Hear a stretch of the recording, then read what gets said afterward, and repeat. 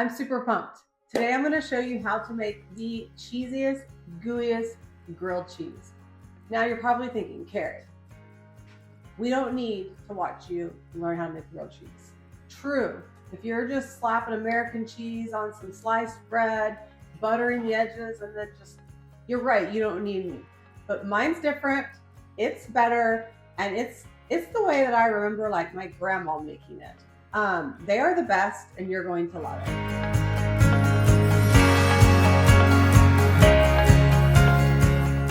I'm Carrie with eatingonadime.com, and we love helping families eat well on a budget. Now we have thousands actually of recipes, I was going to say hundreds, on eatingonadime.com. It's our free website where we help families just create delicious food at home. Now, we're going to level up your grilled cheese today. It's still super simple. It's just as easy as your lazy grilled cheese, but the flavor is going to be unreal. So if you're like me and you love a good tomato soup and grilled cheese, you have to save this recipe. You're going to find the full recipe linked in the description below, but also you can just go to Eating on a Dime and search grilled cheese, or you can go to like Google and type in Eating on a Dime grilled cheese and it'll pull right up for you. But you can print it, pin it, and even you can create a free account to save the recipe as well. Now, before we get started, I want you to drop a comment below and let me know what you like to serve with your grilled cheese. You only need 3 things to make the best grilled cheese: sourdough bread, any kind, mayo, not Miracle Whip, real mayonnaise, and cheddar cheese slices. You can even do the block of cheddar cheese and slice it yourself. Either one will work. Okay, so let me show you how it's done. It's really easy. You got your sourdough bread. Again, any kind of sourdough will work. I like sourdough because, well, sourdough is amazing, but also it really holds up with your grilled cheese since it's a little bit sturdier. You're gonna take mayo and you're gonna brush some mayo on the bread.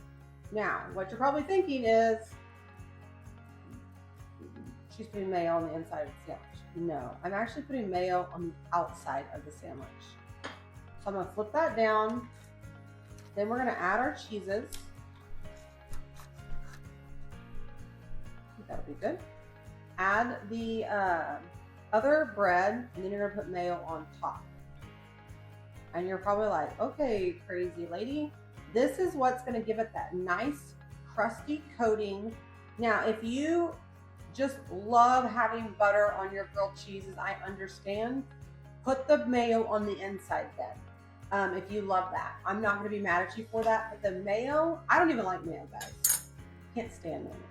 Like, not even a little bit. Not even a smidge. And I love it in my grilled cheeses. So don't dog it till you try it. But you don't need a lot. You just need a little bit.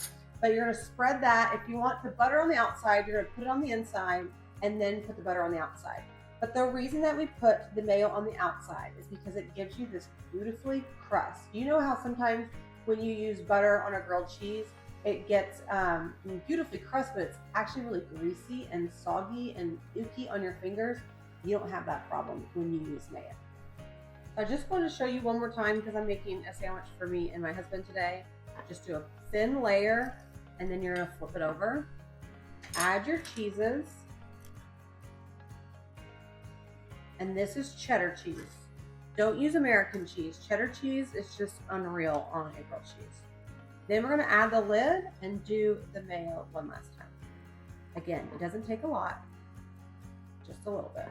First thing we're gonna do is we're gonna turn our skillet onto medium-high heat. You don't want it to be too brown or too high heat because then it'll get the cheese crusty, but it won't melt the cheese. You want it on medium. Now today I'm using a non-stick skillet, but you can also use a griddle. Now I'm just going to place this directly, remember the mayonnaise side down, directly into the skillet. And we're going to let this cook for about 4 to 6 minutes. So we're back and we're checking it out. I just wanted to show you, I just checked it before the video. See how beautifully brown that is? So now we're ready to flip it. Super simple and super easy. Now the thing I want to reiterate is that you want to make sure, like, see how I have it? on the medium. You want to make sure you're cooking this on medium, not super high, because as you can tell, this cheese is starting to melt while it's getting crispy. If you have it on too high, the edges get crispy and the cheese isn't. She is looking good. I don't know why I said she, but the grilled cheeses are looking super tasty. You can see that we are brown on both sides. Ooh, it's hot. And the cheese is slowly melting, or the cheese is melted. You don't want it to be oozing out the side. Look. So I like it to be right before it's oozing out the side, because even when you remove this from the pan, the bread is still hot, so the cheese is going to keep melting. My favorite part, guys. Time to try it out. So we like to let them sit just for a few minutes because that'll finish melting that cheese. Cut it in half. This is where you got to comment. Do you cut your grilled cheeses in half like this? Or do you go a diagonal? But look, like, see how the cheese is, let me get closer. Cheese is gooing, but it's not like stretching. It's beautifully, perfectly melted.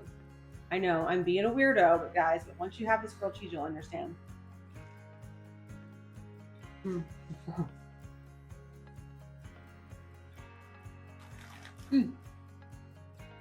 Really good. Now, if you're missing the butter flavor, totally can put the mayonnaise on the inside, butter on the outside. I'm not gonna be mad at you. But it's super simple and super delicious. And if you're still making your grilled cheeses with American cheese, stop.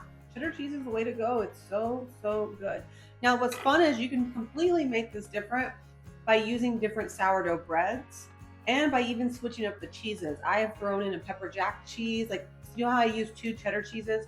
You could do like a cheddar cheese and a pepper jack, a Colby jack, a sharp cheddar or a mild cheddar, a mozzarella, a provolone. There's so many different ways that you can make the grilled cheese taste amazing by just using a simple recipe and then jazzing it up for you. So head to eatingonadime.com or find the link in the description.